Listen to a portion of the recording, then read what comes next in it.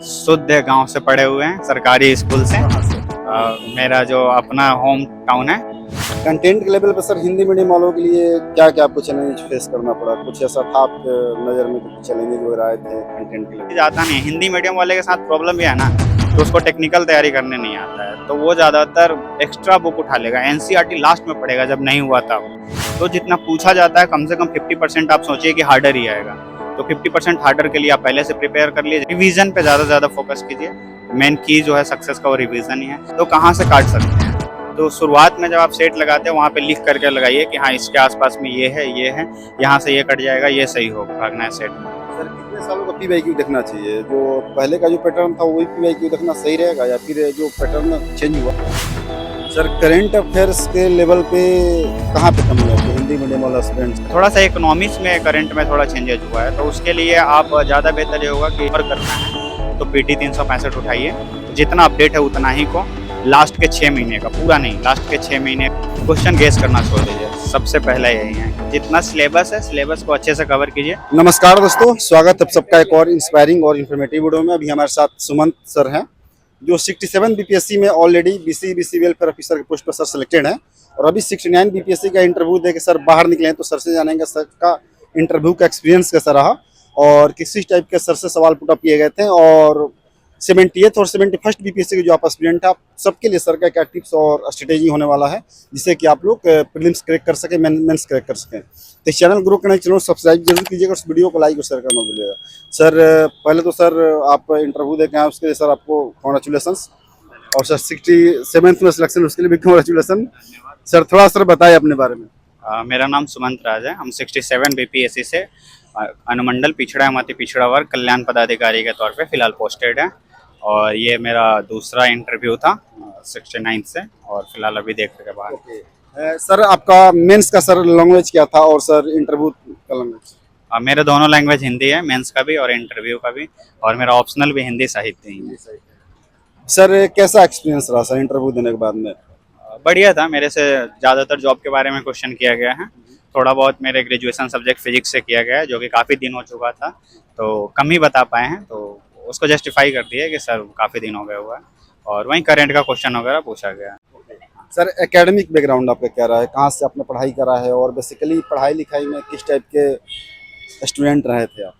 शुद्ध गांव से पढ़े हुए हैं, सरकारी स्कूल से। कहाँ से? मेरा जो अपना होम टाउन है वो ढाका, वहीं से हम। हाँ, 10वीं तक नहीं, उसके बाद भी गवर्नमेंट से ही चला हुआ है मेरा सारा। तो वहीं से मेरा 12th हुआ है और उसके बाद में फिर 12th मेरा साइंस स्ट्रीम था और ठीक ठाक थे, मतलब बढ़िया स्टूडेंट थे। और उसके बाद में फिर मेरा ग्रेजुएशन भी हुआ अपने डिस्ट्रिक्ट से ही हुआ है, तो वहाँ से फिजिक्स ऑनर्स था मेरा सब्जेक्ट। और उसके बाद में प्रॉपर इसी के प्रिपरेशन में हम आगे हुए थे। सर प्रिपरेशन करने के लिए कहीं बाहर जाना हुआ, दिल्ली, पटना या फिर गांव में रह के सेल्फ प्रिपरेशन अपने करा? एक्चुअली 12th में हम एनडीए के लिए बाहर निकले हुए थे, दिल्ली गए हुए थे। हाँ, तो वहाँ से करने के बाद में फिर बाद में जब ग्रेजुएशन हो गया और कुछ समझ नहीं आ रहा था क्या करना चाहिए, एसएससी का तैयारी कर रहे थे, फिर छोड़ करके 66 बीपीएससी से हम देना शुरू किए थे। तो 66 के समय पहली बार थोड़ा सा डर लग रहा था, तो ऑप्शनल के लिए केवल हम क्लास किए हुए हैं और बाकी जीएस वगैरह जो भी इंटरव्यू सब खुद से प्रिपरेशन किया। सर यूपीएससी भी देते हैं आप? यूपीएससी मेरा फर्स्ट अटेम्प्ट था इस बार, लेकिन ट्रेनिंग था तो हुआ नहीं, ट्रेनिंग से ही दिए हुए थे। यूपीएससी का सर? हाँ, बीपीएससी फिलहाल इस पे निकलता चला गया, 66 पे निकला, 7 भी, तो उस पर नहीं ध्यान दिए कि पहले एक अपॉर्चुनिटी है उसको लेते हैं फिर बाद में अब देंगे। अभी मेरा एज काफ़ी है तो अब देंगे। कंटेंट के लेवल पर सर हिंदी मीडियम वालों के लिए क्या क्या आपको चैलेंज फेस करना पड़ा? कुछ ऐसा था आपके नज़र में कि कुछ चैलेंजेस वगैरह आए थे कंटेंट के लेवल पर? जो भी स्टैंडर्ड बुक है बस उसी को पढ़िए और उसमें हिंदी इंग्लिश दोनों अवेलेबल है, उसमें कोई वैसा दिक्कत नहीं होता। आप एक्स्ट्रा कुछ करने जाते हैं तब इशू होता है। जैसे एनसीईआरटी हिंदी इंग्लिश दोनों में कंफर्टेबल है, उसके बाद में कुछ स्पेक्ट्रम हुआ, लक्ष्मीकांत हुआ, ये सब भी आप आराम से कर सकते हैं, दोनों विषय में कंफर्टेबल है और लैंग्वेज है उसका।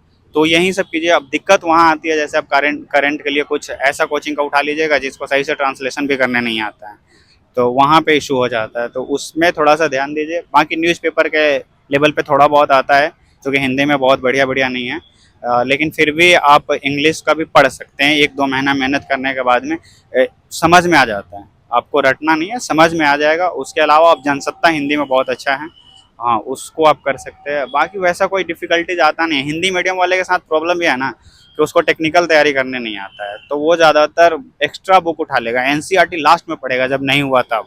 तो वो स्टार्टिंग में पढ़िए, स्टैंडर्ड बुक पे स्टार्टिंग में ध्यान दीजिए, बाकी सब इजी है, आराम से हो जाएगा। सर और आपने ये सब बताया कि एक्स्ट्रा बुक हिंदी मीडियम वाले उठा लेते हैं, फिल्टर आउट सही से नहीं कर पाते हैं, तो वो क्या तरीका होगा, क्या इस तरीके से उनको ये समझना पड़ेगा कि हाँ ये मटेरियल जो है कि काम लायक नहीं है, इसको इस बुक को खरीद के ला कर नहीं लेके आना है मार्केट से, ये नोट्स मेरे काम का नहीं है, तो कैसे उसको समझ पाए वो? PYQ का जितना भी क्वेश्चन है अच्छे से कर लीजिए। अभी पैटर्न काफ़ी रैपिडली चेंज हो रहा है, तो जितना पूछा जाता है कम से कम 50% आप सोचिए कि हार्डर ही आएगा। तो 50% हार्डर के लिए आप पहले से प्रिपेयर कर लीजिए, और उसके बाद में उसी के अकॉर्डिंग आप सिलेबस और पूरा देखते हुए और फिर आप बुक छाटिए। बुक में से भी आप टॉपिक अलग कर सकते हैं। जैसे ऐसा नहीं है कि एक बुक के सारे टॉपिक से पूछा जाता है, कुछ ही टॉपिक है जिनसे पूछा जाता है। तो वो PYQ जब अच्छे से कर लीजिएगा, एक दो टॉपर्स वगैरह का सुनिए, लेकिन उसमें अपने से मॉडिफिकेशन कीजिए, किसी का ब्लाइंडली फॉलो नहीं करना है, ठीक है। और मॉडिफाई करके खुद के लिए स्ट्रेटजी बनाइए। रिवीजन पे ज़्यादा से ज़्यादा फोकस कीजिए। मेन की जो है सक्सेस का वो रिवीजन ही है। बाकी पता सबको है क्या करना है क्या नहीं करना, वो सबको पता है, कर नहीं पाता है, तो रिवीजन पे ज़्यादा। सर प्रीलिम्स के लेवल पे देखा जाए तो अब जो क्वेश्चंस हैं अब काफ़ी डायनेमिक हो रहे हैं, काफ़ी एडवांस हो रहा है, elimination based statement based sir question आ रहे हैं, तो जो ट्रेडिशनल वे में सर प्रिपरेशन कर रहे हैं तो उनका कहीं ना कहीं प्रीलिम्स नहीं हो रहा है, तो अपने आप को एस्पिरेंट्स कैसे अपडेट करे, कैसे शिफ्ट करे, कैसे स्विच करे खुद को? और इसके लिए भी वही है सेम, कि रिवीजन पहले अच्छे से कीजिए कि कोई कंफ्यूजन नहीं रहे, कितना भी ऑप्शनल या एलिमिनेशन टेक्निक लगाना हो। प्लस में आप जो वो रट्टा मारते थे और जो सही है उसको लगा देते थे सही, वो वाला छोड़ दीजिए, ठीक है। उसके अलावा आप ये कीजिए, थोड़ा सा दिमाग लगाना शुरू कीजिए कि अगर कुछ उसके आसपास का हमको पता है तो कहाँ से काट सकते हैं।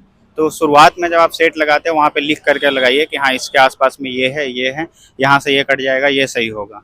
बाद में कुछ दिन के बाद में आपका ऐसा प्रैक्टिस हो जाएगा कि देख करके आपका माइंड प्रोसेस कर लेगा कि ये एलिमिनेट हो गया, ऐसे एलिमिनेट हो गया, वैसे एलिमिनेट हो गया। आप इसके लिए थोड़ा सा प्रैक्टिस करना चाहते हैं तो यूपीएससी का अभी का थोड़ा सा अगर हार्ड लगता है तो 2-3 साल पहले का 2-4 सेट लगा लीजिए। पूरा सही नहीं होगा, बस एलिमिनेशन सीखना है उससे। यूपीपीसीएस का आप लगा सकते हैं, उसमें ये नहीं देखना मार्क्स में आ रहा है नहीं आ रहा है, एलिमिनेशन उसे सीखने के लिए आप यूज़ कीजिए। बाकी आपका बीपीएससी वाला जितना भी है उसको सही से कीजिए, सेट बनाइए। और सेट में भी नंबर के पीछे नहीं भागिए, जो सही क्वेश्चन है सेट जो भी जितना भी मार्केट में सेट है कोई भी बहुत अच्छा नहीं होता है, या फिर वो बीपीएससी के बराबर नहीं है। रैंडम क्वेश्चन यहाँ पे डाला जाता है, तो आप ये सीखिए कि हम कहाँ पे सही कर रहे हैं, कहाँ पे गलत हो रहा है, ये आप करके उसको आप थोड़ा सा इम्प्रूवमेंट वैसे कर सकते हैं। बाकी इसे नंबर के पीछे नहीं भागना है सेट में। सर कितने सालों का पीवाईक्यू देखना चाहिए? जो पहले का जो पैटर्न था वही पीवाईक्यू देखना सही रहेगा, या फिर जो पैटर्न चेंज हुआ? 10 साल का देख लीजिए, मिनिमम 10 साल का देख लीजिए। अगर आप पुराना देखते हैं तो आपको हार्म नहीं करेगा, बेनिफिट करेगा।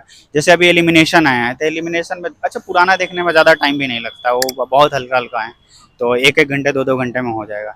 तो एलिमिनेशन में वो सब आपको हेल्प कर देगा, अगर उसका एक्सप्लेनेशन भी आप देख रहे हैं तो आप पीछे जितना जाना चाहते हैं जाइए, बट 2000 से पीछे का मत जाइएगा, उसमें झारखंड वाला भी इंक्लूडेड रहता है, उतना तक जाइए। बाकी 10 साल तक का कंपलसरी देख लीजिए। अगर अभी जैसे अभी एग्जाम नज़दीक है, बहुत ज़्यादा टाइम नहीं है, तो 5, 6, 7 ऐसे देख लिए, बस हो गया।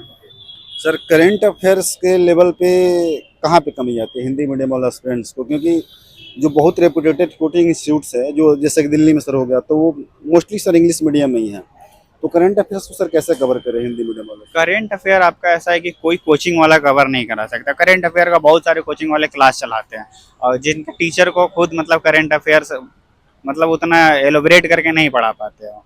हम टीचर की बुराई नहीं कर रहे हैं, मतलब बहुत किसी का ऐसा सुने हैं, बहुत किसी का हम देखे भी हैं। तो ज़्यादा बेहतर ये होगा कि न्यूज़पेपर पे रिलाई कीजिए। कोई बढ़िया सा एक बिहार का न्यूज़पेपर उठा लीजिए और एक नेशनल लेवल का। जनसत्ता हमको हिंदी वाले के लिए नेशनल लेवल का बेस्ट लगता है। बिहार वाले के लिए अब हम हिंदुस्तान पढ़े, हमको ठीक लगता है हिंदुस्तान। एडवर्टाइजमेंट बहुत है बट ठीक है, यूज़फुल है। तो वो और जनसत्ता वहाँ से ले लीजिए, उसमें से आप जितना निकाल सकते हैं निकालिए। बाकी अगर आपके पास टाइम है, अगर आपका जीएस वगैरह कवर हो गया है, तो किसी भी एक बढ़िया कोचिंग का यूपीएससी लेवल का मंथली मैगजीन उठाइए और उसमें से सिलेक्टेड टॉपिक पढ़िए, सारा मत पढ़िए, उसमें भी काफ़ी मतलब एक्स्ट्रा चीज़ें रहता है। और अगर टाइम नहीं है तो ईयरली लास्ट में लेकर के 2-3 महीना पहले से ईयरली पढ़ना शुरू कर दीजिए। तो थोड़ा सा इकोनॉमिक्स में करंट में थोड़ा चेंजेस हुआ है, तो उसके लिए आप ज़्यादा बेहतर ये होगा कि जैसे बिहार सरकार का बजट आता है 100 से 110 पेज का हिंदी मीडियम में अवेलेबल है, भारत सरकार का भी सेम हिंदी मीडियम में अवेलेबल है। तो वहाँ से देख लीजिए, सर्वे ज़्यादा है तो सर्वे किसी भी कोचिंग का, जैसे विजन का आता है, ये सबका अलग ही एक बुकलेट बन के आता है 50-60 पेज का, उसमें से देख लीजिए। ये आपका इकोनॉमिक्स मेंस और प्री दोनों का प्रिपरेशन करवा देगा। उसके अलावा भी अगर आपके पास टाइम है इकोनॉमिक्स के लिए या फिर किसी भी करंट के लिए लग रहा है कि नहीं हमको और करना है, तो पीटी 365 उठाइए।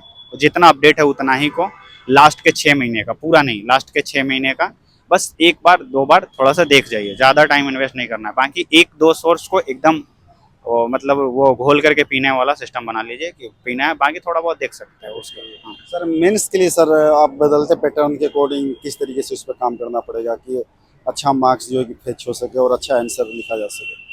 क्वेश्चन गेस करना छोड़ दीजिए, सबसे पहला यही है कि जितना सिलेबस है सिलेबस को अच्छे से कवर कीजिए। क्वेश्चन गेस करने पर मत जाइए, ये ग्रेजुएशन का एग्जाम नहीं है, ये आपका बीपीएससी मेंस है। और थोड़ा सा अब हैंड को और फास्ट करना होगा क्योंकि पेजेज की संख्या बढ़ गई है और साथ में आप ज़्यादा कंटेंट लिखते हैं तो आपको ज़्यादा बेनिफिट भी होता है। तो मेरे अकॉर्डिंग 5 या 4 मिनट पर पेज रखना चाहिए। ठीक है, 4 मिनट बहुत ज़्यादा हो जाता है, लेकिन अगर हो गया तो आप एक्स्ट्रा 20 मार्क्स उठा लेंगे, 10 से 20 मार्क्स। तो ये कर लीजिए। और उसके अलावा जो भी सिलेबस है सिलेबस को अच्छे से कीजिए। अभी 2-4 साल का जो क्वेश्चन है उसको लिख डालिए।